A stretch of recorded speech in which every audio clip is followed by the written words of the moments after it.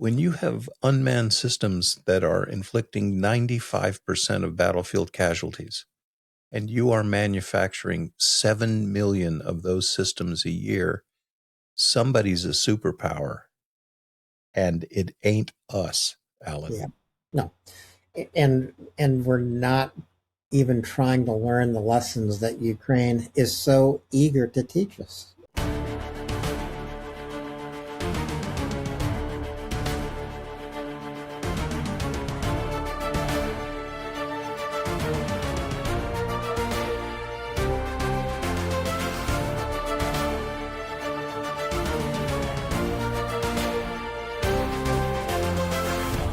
Welcome, everyone, to Indications and Warnings with Chuck Farr, co-produced by Alan Brewer. Chuck and I are recording this episode of Indications and Warnings on June 4, 2026. It is day 1562 of Vladimir Putin's genocidal invasion of Ukraine. Chuck, here we are. Almost into summer, just a couple of weeks from Midsummer Day. And a few weeks ago, you and I were talking about Russia reaching its high water mark in the invasion, probably around Pokrovsk. It is looking more and more like that might well be the case. Russia is not going anywhere fast. No, they're not. And you look at the areas at which it is concentrating its efforts, and they continue to be around Pokrovsk. We'll have a newer map coming up of the fortress city area. And although I think the gray zones will continue to expand slightly over the summer, there's a lot of different sort of high water marks in war. One of them, of course, Pickett's charge. He got up to the stone wall and was annihilated. And of course, the other high water mark is the combat effectiveness, right? So halfway across that field, Pickett's combat effectiveness, was half-lifed and half-lifed and half-lifed again. So when he achieved his maximum, the apogee of his forward progress, he fell apart and melted away. So regardless of where the zero line moves, Alan, we are approaching that sort of peak, because we have confirmation from several Ukrainian sources that they see the Russian effort as starting to really fall apart. Well, before we get to the one really significant map that we want to concentrate on in this show, we should talk about how successful Ukraine has been interrupting, destroying Russian logistics, and not just on the way to Crimea. Yeah, right. So, the two highways, of course, going into Crimea, they have to go north around the Sea of Azov, which is, a 350-mile journey. For Americans, look, that's driving from Los Angeles to Monterey, right? That's a used to make that drive a lot. It's a pretty long drive. And that, of course, is now becoming a highway that is littered with Russian convoys that burned up, which says a couple things. Look, the Russians don't have the air defense to defend that ground line of communication and supply, right? The other thing, probably the first thing I should have led with, is the fact that they have to drive an additional 350 miles tells you a lot about the Kerch Bridge, its present state as infrastructure. And the second thing was this morning, Ukrainian reports that the road networks on the Crimean Peninsula themselves are coming under attack. Wow. It's pretty amazing. And, those extra 350 miles at the very time when Ukraine is emptying gas tanks all over Crimea, all over Russia itself. I don't think there's gasoline for sale in Crimea right now, Chuck. Yeah, and you look at I'm not I didn't even take business 101 in college, but I can tell you this, the transportation costs, right? So you are burning fuel to deliver fuel, right? 350 miles per load of that's not an inconsequential expense.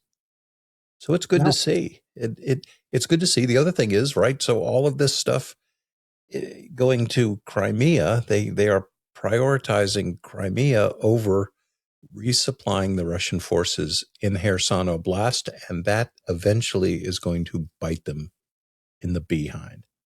yeah.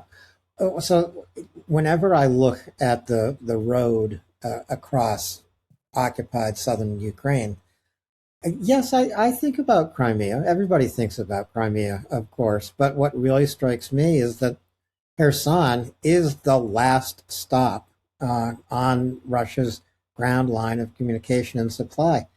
The Russian troops on the bank of the Dnipro are going to be the last to get supplies. That has got to create a real weak spot. Maybe Ukraine could cross the Dnipro. Who knows? Yeah, and I have put Kherson back into the map rotation, and our Russian listening guests from Oleshki, they know that if you are setting up a drone control point in Oleshki, your chances of getting a close-up view of an AASM French-made Hammer glide bomb, they're pretty good. And everything that you need in Oleshki has to come up the M17. And that is in addition to the 350-mile jog around the Sea of Azov.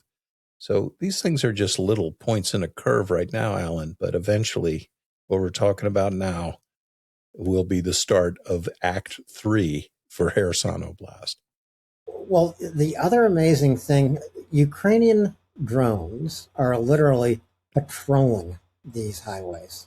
It's so this tells you something about the drones that Ukraine has most recently innovated and most recently manufactured. They have longer range and they can stay aloft for a longer period of time. And that makes them the perfect drones to kill logistics on the way to Crimea, on the way to Kherson, or for that matter, on the way to Kamiansky, on the way to Huliopole, on the way to Pokrovsk, on the way to Kostyantynivka. There is at some point this summer, there will be no place on the zero line where Ukraine has not interdicted Russian logistics.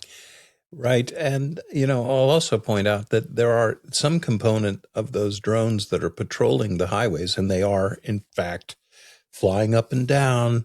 Oh, that's one tanker truck, but I'm really looking for three. Okay, well, I'll go back to the first one. They are selecting their targets. But again, I always like to remind our Russian listening guests, that if you pull out a Melitopol, you are in bandit country. And some of those drones that are making those strikes, Alan, they are short range drones and they are being thrown into the air by Ukrainian patriots who've been promoted to partisans. And the more these roads are damaged and littered with other vehicles, that constricts the traffic. If you've ever driven on the interstate and there's a couple of burned vehicles on the side of the road, you know what that does to traffic flow. Yeah. So it is congesting, which is making the target-rich environment move a little slower. Well, we know those partisans are likely active in Mariupol, in Berdyansk, in Melitopol, and Tokmak. You could make a little quadrangle just between those four cities, and that really is bandit country in occupied Ukraine. And it shows that well, first of all, Ukraine's network in the occupied territory is considerable. Every time you see a big explosion in Donetsk, for example, that means this is a target that's been discovered, reconnoitered. There's an operational plan. You don't just send one flamingo at a target. I mean, these things everyone is like an air battle. So I'm very glad to see that happening. And, for our listeners who've been with us a long time, Alan, you and I have been talking about Tokmak, Melitopol, Mariupol for a long time. Yep. And I think we're going to be talking about those cities a lot more this summer. And again, just to remind our viewers and listeners, the United States can manufacture about 100,000 drones right now, Chuck. Ukraine is well on its way in this year of 2026 to manufacturing between 7 and 10 million drones of all kinds. Sea drones, land robots, air drones of various ranges for various missions, everything from delivering supplies to frontline soldiers to laying mines behind Russian positions. And, I'm going to leave it to the next decade of war college scholars at the Navy and Army war colleges to wrestle with this. But when you have unmanned systems that are inflicting 95% of battlefield casualties, and you are manufacturing 7 million of those systems a year, somebody's a superpower. And it ain't us, Alan. Yeah. No. And we're not even trying to learn the lessons that Ukraine is so eager to teach us. I mean, it's screwy. It absolutely makes no sense whatsoever. And this is more revolutionary than any other war. But I will say this, before the United States had DARPA, here are the things that the United States said no to. They said no to radio. They said no to the machine gun. They said no to the airplane. Okay, well, people could say, well, we have an Air Force and we use machine. Yes, tooth and nail, the United States was dragged into that, right? So changing, hopefully this is one of the reasons why you want your admirals and generals to have PhDs, because you want to broaden their horizons. And it's not what we've been using for the last 50 years. Look at the latest war, say, who's winning it and what are they using? Yeah. And the engine of change is invention. And this is now partly a war of innovation between Ukraine and Russia. And I'd have to say that Ukraine demonstrates time and time again that it is winning.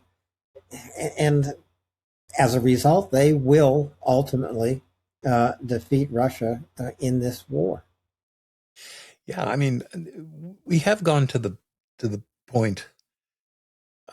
So by 2023 into 2024, you could make the projection that this war is no longer winnable for Russia, right? And by that I meant, people like General Hodges, who's, combined arms ground maneuver warfare, those are his meat and potatoes. Like, I was a naval officer. I learned how to speak Army, but General Hodges pointed out, look, the Russians had a playbook, right? They were the masters of essentially blitzkrieg, right? Armor to the front, motor rifle troops, envelop the enemy, dominate them from the air and artillery, blah, blah, blah, blah. That's not working anymore. Okay, so now we've gone to, this is a war Russia can't win, to this is a war that Russia might not survive as a military power, and they have eviscerated their armed forces. And we are crossing over, Alan, and with the failure of the spring offensive, we were saying this, and I think categorically now, and I'm still a long war guy, but this is a war that Russia may lose. And by that, I mean a defeated army streaming out of Ukraine, running helter-skelter to the nearest frontier. And that is no longer a dream, right? We've spoken of the successful counteroffensives that have happened. We'll see another one eventually. Yeah. It would be interesting, and we may do this in a future show, but it would be interesting to go back to the Kharkiv counteroffensive, to the Kherson counteroffensive, and just consider what was the kind of the first hint that Ukraine had punched Russia in the nose and kicked them in the gut, and the Russians had turned tail and were running. What was the very first piece of news that you might remember, Chuck, and you said to yourself, it's starting? Hostomel. Okay. for me. And the failure of the, to me, it was the priority Russian effort where they were trying to get to Kyiv. And then if I Mhm. had to go back, even associated with Hostomel, when I saw an entire brigade task group of Russian forces on one highway, bumper to bumper, two guys with two RPGs stopped the entire column. Yeah. No flank security. They got two RPGs from the right, which they hit two vehicles. You're supposed to shrug that off. Every vehicle in the lead column would have turned over and hosed that area down, debarked your infantrymen, and they would have assaulted. That didn't happen. They stopped and turned around. And I thought, this is interesting. And you remember that video? We've played it dozens of times. Oh yeah, I do. I remember it quite well, and we'll find it and get it back up here. But there are going to be indications like that coming this summer. I'm certain of it. So what's really happening in this war is not necessarily happening right now on the zero line. Although we are going to take a look at a map of the eastern fortress cities, what we really have to talk about is Ukrainian success with its strategic campaign against Russia's oil refining capacity, which various estimates, but it's been cut by 40, possibly 50% year over year. At the beginning of the war, the Russians were making $1 billion a day with their energy. So they were making, somewhere around $360 billion a year. Jason Smart is the guy to go to, folks, for the economic analysis as well as geopolitical analysis. Alan and I talk a good game, but every now and then you talk to someone like Jason, and I take notes when I talk to him. But it's oil that's fueling this war. That's the only place they get money. The export of Russian arms used to be an important source of income, but who wants to buy Jack in the Box tanks, right? Your tank crews can be astronauts and just won the first contact with the enemy. So, we used to say in the SEALs, no Buck Rogers, right? So, and the fact that one of those key numbers, as you said, 7 million drones. Yeah. Okay, let's just look. Every drone that's launched doesn't reach the target, and the number may actually be, let's take a conservative number that only 40% of Ukrainian drones actually get to their target, or even 35. Yeah. What's the casualty numbers with 7 million of those systems released? Well, I'll tell you what's really interesting. Robert Brovdy, the head of the unmanned forces of Ukraine, just announced that in 1 year since those forces were organized formally, the unmanned forces of Ukraine have killed or wounded 100,000 Russian soldiers. So this is just one branch. This is why Brovdy and Fedorov and all the others running the show in the Ukrainian military. This is why they are sure to reach their goal of 50,000 Russians killed or wounded a month. And to just put that in perspective, we are so used to announcing these Russian casualties, and people get used to 1,000 Russian casualties a day. Just the unmanned forces have killed 10 divisions of Russian forces. I'm not sure at the height of NATO that the United States had anywhere close to 10 divisions deployed in Europe. 10,000 people in a division, sometimes that's bigger, sometimes it's smaller.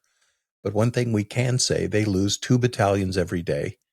And at Russian strength posture right now, they don't have fully manned battalions, so they're actually killing 4 battalions a day. Yeah. And 100,000 people, that's twice the number that the U.S. lost in 10 years in Vietnam. Right. These are the drone kills. You know, these are the drone kills. Look, the casualties to start June off have been 1,300, 1,400. Ukraine set a new 7-day record. So you're going just a few days back into May, but it's a new 7-day casualty record of the war. And what's really interesting, as engagements go up, and the number of engagements have been going up. So the Russians have been trying to increase their infiltration around Kostyantynivka. They're still trying to fight their way out of Pokrovsk. So engagements are up. Therefore, you would expect casualties to go up, of course. But Russia isn't taking any new ground. Well, we talk about, we're into the summer offensive right now.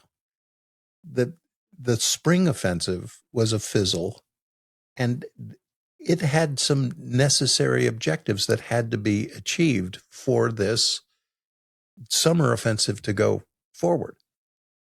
Every day, the local Russian commander has got to report that he's attacked whatever, 10, 15, whatever it is, times a day.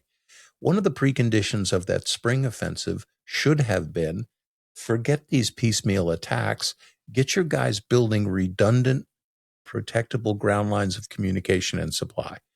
Right? We've had direct reports from the front, for example, that the canal that is adjacent to to the fortress cities, which is basically one of those irrigation ditches like you'd see in the San Joaquin Valley in California, right? Right. It's I don't know, 15 or 20 feet across, but that Yeah. will stop everything. So instead of making sure that you could always get around those things, they've done nothing. How are you going to roll on the fortress cities if you can't get the beans, bullets, and band-aids to the front? And they can't do it. Yeah. And those canals, by the way, are dry. Russia could have, the canal in Chasiv Yar, prime example. Russia should have filled it in, right? Yeah, Alan, I was just saying, look, they have things in war that combat engineers use, armored bulldozers. We were literally sitting in one. Yeah, that's what they're for. Push the right. But so again, the staggering military ineptitude, right? It's not all fixed bayonets, and they don't have any combat engineers because they gobbled them up. They don't have any logisticians. They don't have they don't have anything because everybody went to the front to be incinerated. Yep. Everybody was given a rifle and sent to the front, whether they wanted to go or not. And the only way out was to pay your commander, I don't know what the going rate in rubles is, but it's hundreds. Yeah. I actually heard it was about 800 rubles to be kept out of the next frontline assault. Well, how many times, the ATM is going to eventually be declined there. Yeah. But think of the unit dynamics here, right? You think you have a toxic workplace at your work. Imagine if the boss was going, look, 800 rubles I'm sending you to Minneapolis in February, right? You get the trip to Winnipeg. Right. Exactly. So this strategic campaign that is now so successful and paying off dividends for Ukraine against the Russian oil refining industry, this was really started in a very small way in 2023 by Ukraine. And again, this is before Ukraine was manufacturing 7 to 10 million drones annually, right? So they didn't have enough drones to cover all the targets they wanted to hit. They didn't even have drones with sufficient range and sufficient explosive power to do the job they wanted to do. So in just less than 3 years, this is what Ukraine has developed. and they brought it to the attention of Vladimir Putin and all of the visiting dignitaries in St. Petersburg at the St. Petersburg International Economic Forum, sometimes called the Russian Davos, which, you know, talk about a counter. Well, let's see. What was the old joke about army intelligence? Yeah, the oxymoron. Yeah. Yeah, we actually got our hands on a VIP pass to the St. Peter's International Economics Forum, and we got this off one of our deeply inserted agents, Mr. Yosef Gopnik. We got a hold of his credentials, so enjoy that, folks. And you could see over his shoulder there's a burning missile corvette, and if you were planning to export a little oil this week from St. Petersburg, expect delays, as we always like to say. So I thought that was pretty amazing. Ukraine not only struck oil refinery in St. Petersburg, which actually is not that far um, from where they hold the forum, but um, they hit this Russian ship at the look. This is a storied Russian naval base outside St. Petersburg at Kronstadt. Yeah, and so there was missile corvette was in dry dock. Not many analysts pick up on this, but if you take a ship and put it in dry dock, it's under all these blocks, right? I have even seen, massive wood blocks are part of that. You have taken that ship literally out of its element, right? So now you hit it amidships and start a major fire, and then you start pumping water into it. If anyone knows about, marine architecture, that's exactly the opposite of what the ship was built for. So that ship filled with water, and you notice there were no firefighters in the dry dock because they expect this thing to break in half, Hogging and sagging, if there are any naval officers out there, you'll know hogging is when your ship goes like this, and sagging is when it goes like that. So that corvette is DOA. And the other thing I heard a wag saying, I guess Putin didn't apply for a permit to hold his economic. Could you imagine arriving there and you got your champagne and you got your little goat cheese Bellini with caviar on it, and you look out on the balcony with all the other swingers and you just see these pillars of smoke rising up into the sky? Yeah. Too Well, bad. I think the most curious thing about this economic forum is that probably the only deal that will come out of it is the proposal of a tunnel from Russia to Alaska, or maybe it's a bridge. I don't know, but I do know neither are needed. Well, they've got a memorandum of understanding, and that's a pretty valuable piece of paper. Yeah, we're literally going to let the Russian tourists who want to come into Alaska? Are you? Yeah, Yeah. yeah. Okay, let's give a. What do you think the chances? I think that's the square root of 0 squat is the chances of that happening. I would agree with that.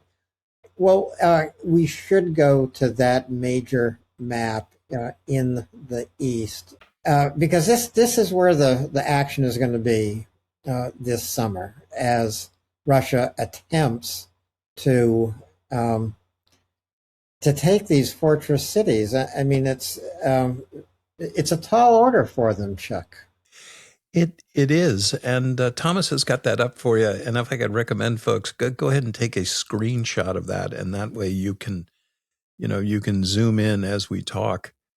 So this is about the biggest projection I could get away with, because if you pull up any farther than this, but you can see Sloviansk to the north, and to the northeast of Sloviansk is Liman. Then, of course, Kramatorsk, Druzhkivka, and Konstantinivka at the bottom. So right there in the right lower center, you can see Bakhmut, and of course, to the west of that is Chasiv Yar. Anyone who wonders why it was that the Russians, having finally gotten out of Bakhmut and then to Chasiv Yar, why haven't they gone any farther? This was the bloodiest battle of the war, only to be doubled in terms of Russian losses in Pokrovsk.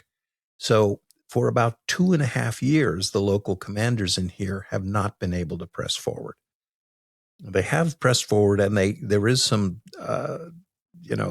fighting at the outer limits, and a couple of buildings in Konstantinivka, which is at the bottom there. But so here's the part to zoom in on your map. So zoom in real close, and you can see those little green lines. And because they are windbreaks, they generally are oriented north and south to break up the wind that comes from the west. But the orientation of those tree lines, which Alan has reported, the Ukrainians are now chopping so they offer no concealment, very little cover unless you want to take cover in something like a massive pile of pickup sticks, right? And if you're hiding in there, they will just drop a thermite grenade on you, and you pass the barbecue sauce. So I don't think they're going to look. Their goal is to take all of these cities by the summer, and it's just not. It isn't going to happen, Alan. The Ukrainians have actually chopped down tree lines in their new defensive lines west of Pokrovsk, and we can talk about that. But I mean, again, it's just as the Russians should have filled in the canal that runs through Chasiv. They haven't done it, maybe out of laziness, or maybe because it was impossible under drone fire to accomplish something like that. But to the west of Pokrovsk, the Ukrainians have constructed really great new defensive lines, and as a part of that design, and this shows you the detailed thinking that the Ukrainians do, wherever tree lines might have intersected these defensive lines, they were cut down. Yeah, and so Russia's plan is to take these cities. Okay, and I will say this, as we've often said, if they took every one of these cities, Ukraine is not going to fall. These aren't there's no breakaway springboard out of these cities. So as military objectives, for that reason, you might question them. As we pointed out during the Battle of Bakhmut, which literally broke Wagner as a fighting force, it drove Verzoshin out of his mind. He staged a coup d'etat, right? He literally drove on Moscow because he saw that the waste of his own people was staggering, and we saw the tension that, the Russian army wouldn't support him. And they suffered, north of 150,000 casualties to take this, 250,000 casualties to take Pokrovsk. And we're looking at 1, 2, 3, 4, 5 cities here. Even if it's only 200,000 Russian losses to take each one of these urban areas, which is a very fair and conservative estimate, we're looking at 1 million more casualties to take these 4 cities. And if they were occupied right now, Alan, good luck. What's next? Well, the next targets are 70 or 80 kilometers off this map to the west. So 1 million more casualties, quite likely more than 1 million casualties the Russians would suffer, because the war is much more lethal today than it was when they occupied Bakhmut, right? Absolutely brilliant point. And Bakhmut, we could almost say, although there were FPV drones, etc., then it was not the thoroughly integrated drone-dense warfare that it is now. Yeah. During the Bakhmut battle, it was artillery that killed most of the Russians, and direct fire weapons, because they charged into interlocking fields of fire. Now, 95% of the Russian casualties are drones. And that's truly staggering when you break that down. That isn't just companies or platoons of Russians who are foolish enough to stand around their truck smoking cigarettes. That's bad enough. But you're not safe if you're a single soldier or moving in groups of 2 or 3. You are still going to be killed by a drone. Right. And that's really frightening, actually. Well, I think the other part of the calculation here right now, for the Ukrainians is, we've already mentioned, Russian casualties are going up as engagements, the number of engagements go up. And as Chuck just said, the majority, I mean, the vast majority, 90%, 95% even, of Russian casualties are inflicted by drones. At the same time, this is protecting Ukrainian soldiers. Ukrainian soldiers are held back from the zero line. And this means that it's quite reasonable when Zelensky reports that the ratio between Ukrainian and Russian casualties, that there's one Ukrainian casualty for 6 or maybe 8 Russian casualties. That number is going to climb this summer as well. Well, and we have numerous examples of Russian casualties registered in the hundreds. And for people who follow me on X, you'll see I have to say things like unemployed Russian pedestrians and, medical retirements and things, because, we haven't had a new viewer added to indications and warnings on X. And I don't know, it's been months. However, there are numerous occasions, 2 battles in Kupiansk and one recently on this battle map right here in March, 600 Russian casualties and zero Ukrainian casualties, right, because all of the damage was inflicted by drones. Some guys are close drone controllers, but some guys are sitting in air-conditioned comfort with a nice cappuccino and watching this unfold. And it isn't merely the numbers of drones that Ukraine can put into the air. It's the fact that you've got one controller or a group of controllers. Here come a wave of drones, and you're passing off control to the guy who is, he hits a target, bang, he check channel 9, here's another one, check channel 10, here's another one, Chuck, take another one here, Bob, get this. And, also the Russians, of course, look, they send a lot of drones too, but Ukraine is much better at intercepting them. And, Russian drone effectiveness is dropping along with their combat effectiveness. Every indicator's on the downturn now, every one of them. It is. Russia has tried to keep up with the Ukrainian production of drones, and supposedly they are keeping up. But a lot of reports coming from Russian mill bloggers that the drones the Russians are sending to the front are substandard. They don't work. They fail.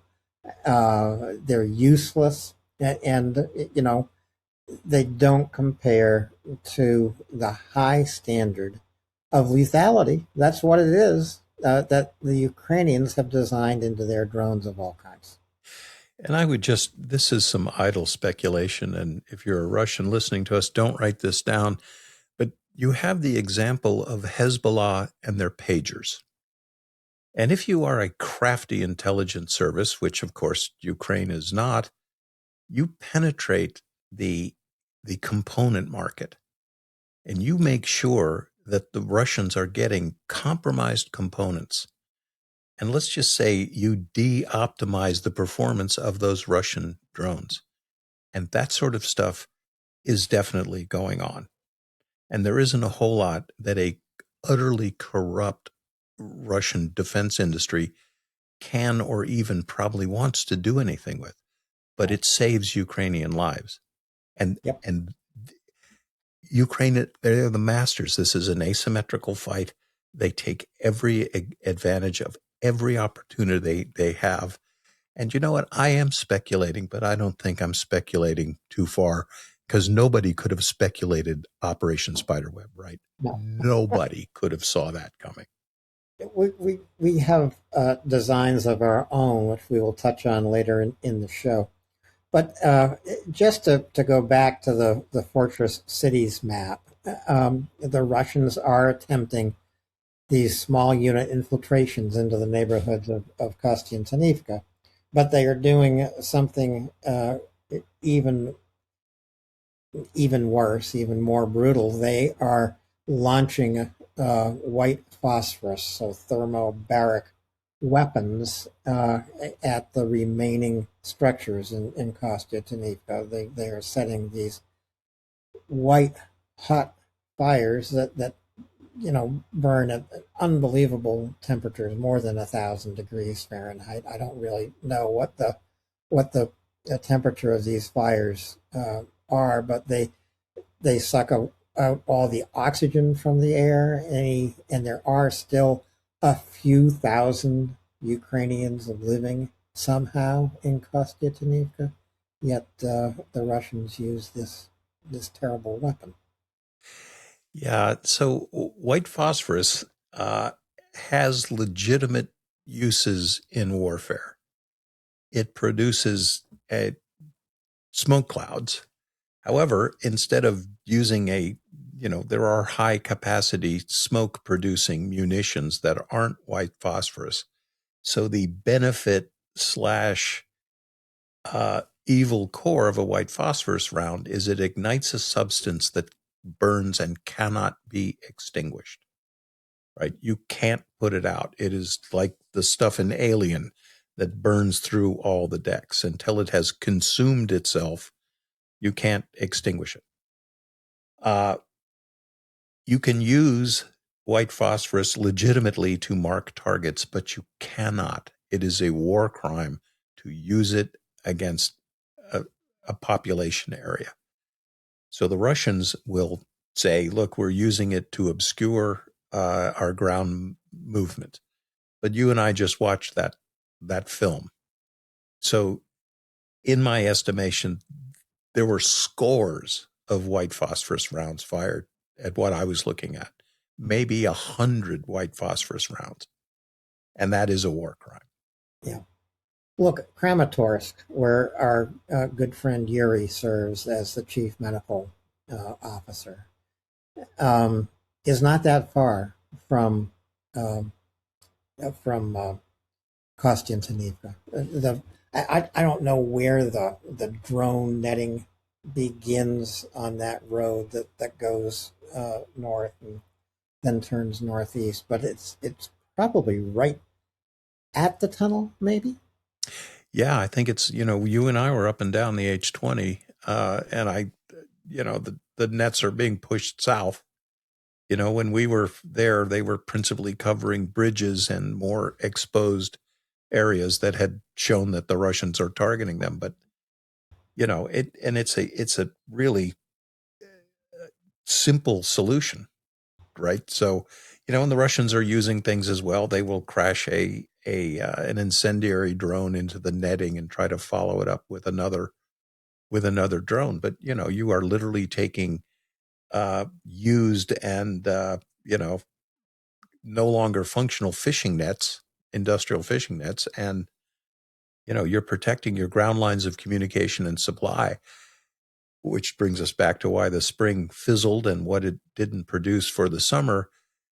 The Russians are not using everything they could to protect their own ground lines of communication and supply, which principally are not dispersed the way the Ukrainians are. They don't just depend on one road. The Russians do. Ukraine has logisticians, so it has scattered depots all over the place, and someone who knows where all the nuts and bolts are and gets them there like FedEx, absolutely on time overnight.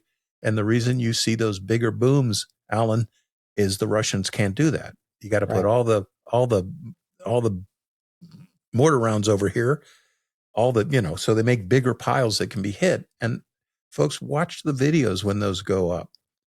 Look at there's a crossroads and it'll have 5 roads or something.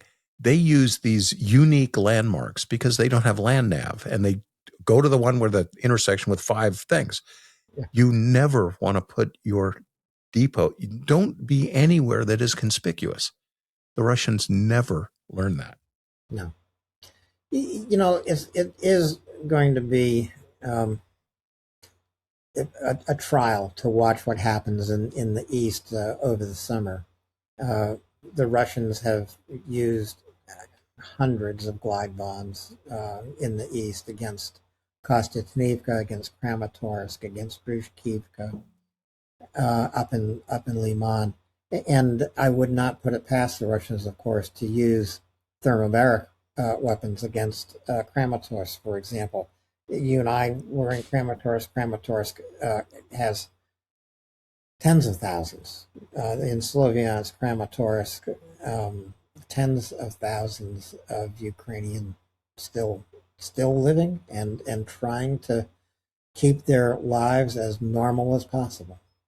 Yeah, look, the cafes are open, the restaurants are open. I know I've mentioned this 100 times, but maybe the best cheeseburger I ever had in my life was in Kramatorsk, and I'm not, hey, look, I've been to In and Out, folks. It was it was better than In and Out. But life goes on in those cities, and it's sort of ennobling to see that happening. And there's the demonstration of the will and strength and grace of the Ukrainian people. And if I Yeah. had to, we were also in Druzhkivka, right? So even farther down the road, same thing. People are mowing their lawns, right? Yeah, I know. Literally, we had to stop an interview because somebody was mowing their lawn. Yeah. Um, I don't know how much longer that will go on. I really don't. I think that, if the Russians could decide two things, if they are frustrated in occupying, Kostyantynivka or making any advances towards Kramatorsk and Sloviansk, they might just make the decision to destroy what they Mm. can't reach. Okay? They look, they do it. Look what's left of Bakhmut, and we reported on the Bakhmut fight block by block. Like when they got to Patrice Lumumba Boulevard, when they were at the furniture factory, on and on. And we reported block by block, the fight in Pokrovsk. There's one other thing that Ukraine will take the advantage of. The Russians are incredibly stupid. You don't take a city by, for example, the Battle of Severodonetsk. They get into the elementary school. It cost them 6,000 people to get into the elementary school, which was on the forest border. And then to fight doorknob to doorknob, block to block, floor to floor in apartment blocks, when you have an army that was no longer capable of doing this, but was designed to move fast and envelop targets. So they don't, I quit mentioning Russian and Soviet battle doctrine because they simply don't use it. And Ukraine is happy to engage the Russians if they want to lose literally 100,000 people in a block by block fight for the city. Ukraine will oblige them. And defenders always inflict more punishment than attackers in an urban area. Yep. In addition to anti-drone netting over the roads, Ukraine is also lining the roads with uh, interceptor drones. So these are specially designed Ukrainian drones for one purpose: to intercept and destroy incoming Russian drones, anything from Shaheds to even, I guess, FPVs. But I think primarily a larger drone like the Shahed. And these interceptor drones that Ukraine has designed are really efficient. They do a great job. Yeah, so and Russia has a problem there because Russia doesn't have many of the bigger multi-rotor, even 8-rotor large Baba Yaga drones that are used both as bombing platforms where the Ukrainians will literally drop artillery shells from them. Uh, and the Russians have to go to the extent that if they down a Baba Yaga, they try to salvage it and reuse it. But what that means is that if you have a longer range drone, chances are it's going to be a fixed wing because rotor wings consume more energy to do it. And Ukraine is really good. I just watched one of the normal videos put up by the unmanned uh, vehicle forces today. 20, 30, 40, 50 Russian long-range reconnaissance and strike platforms taken out one after another by interceptor drones. And it was I'll have to we get some infographics up, but I have infographics for every type of known Russian fixed-wing drone. And Alan, they went through every one that I have plotted. From every one of them they took out. Yeah, it is equally important to take out those Russian reconnaissance drones. You need to stymie them as they search for targets. They, of course, are especially searching for Ukrainian drone operators and drone groups who are operating near the front. I mean, they are the most valuable target for both sides at this point, I think. Well, actually, there are more valuable targets that Russia offers Ukraine, I think, than Ukraine offers Russia. Yeah, absolutely. And the other thing is that Russia is less able to put together the networked drone control systems. Russia is much more likely to have a single operator operating a single drone, which the Russians have yet to discover. If you're in a building and you launch the drone from the control point, chances are you're going to get a French lesson. And by that, I mean a hammer bomb. But, Ukraine can launch a drone and its command network it's a network, right? There's even 5 drones flying and the drone control signal bounces off 5 different drones and extends the range of the strike drone.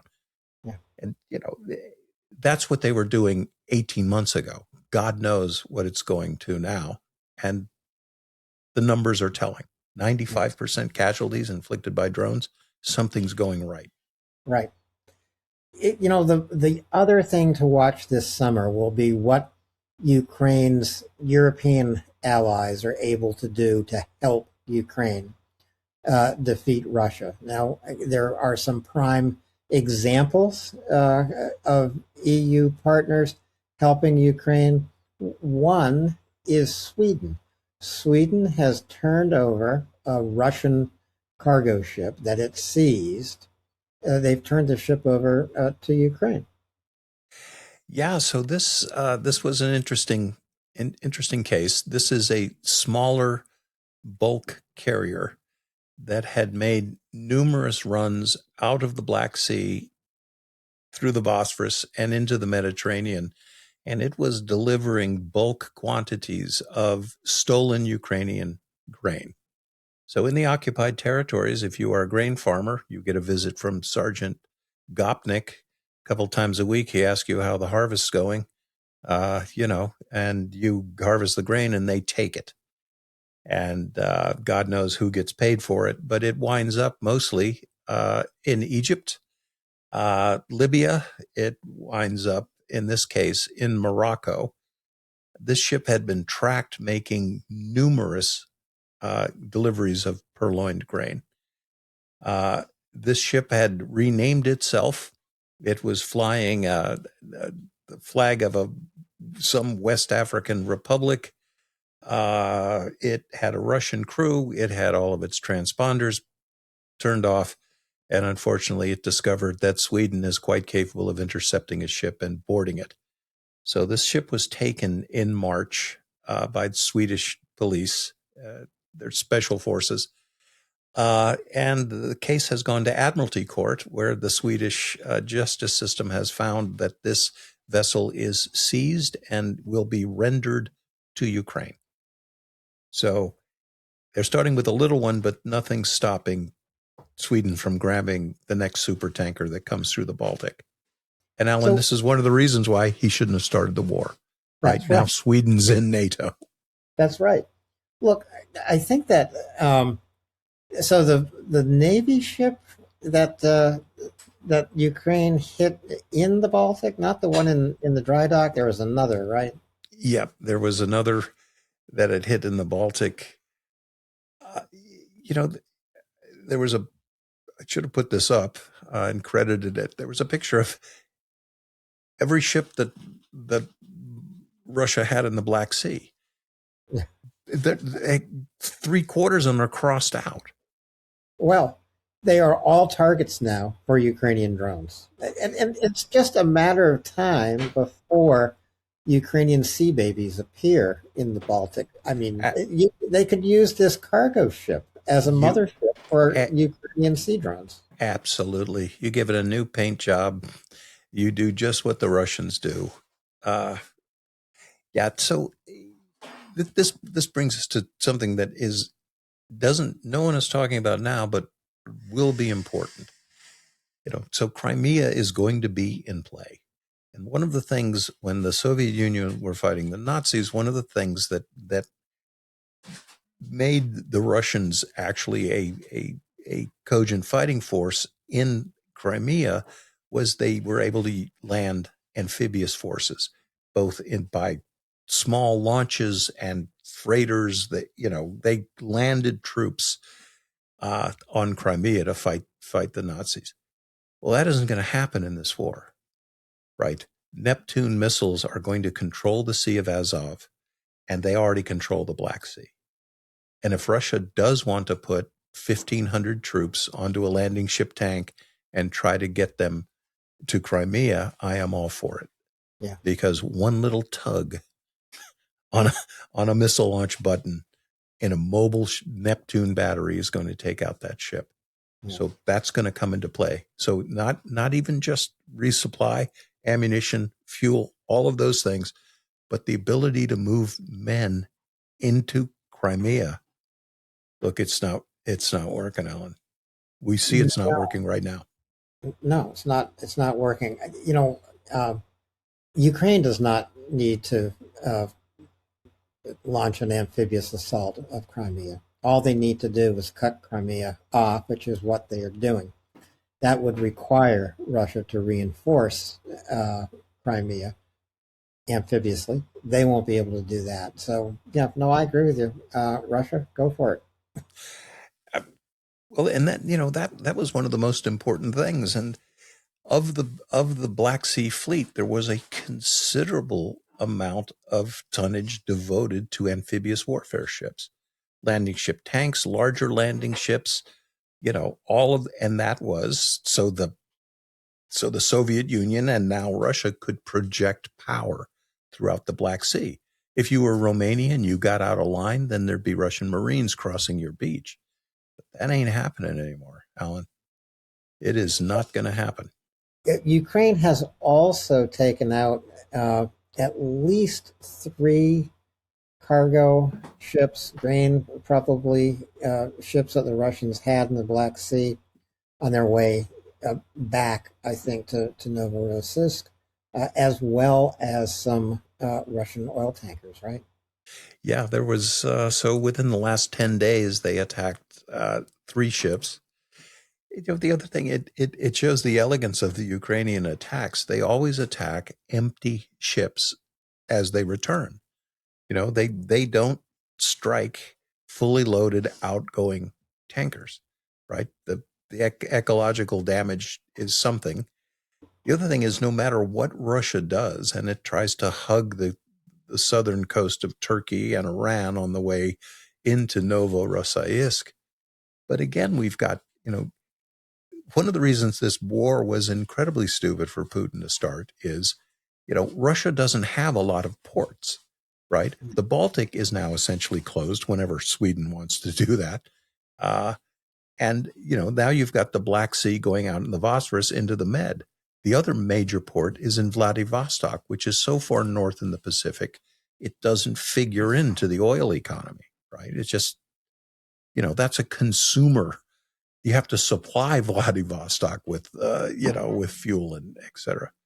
So this was a bad idea from the very start, beyond the fact that, it's gone longer than 4 days, which might have been a surprise.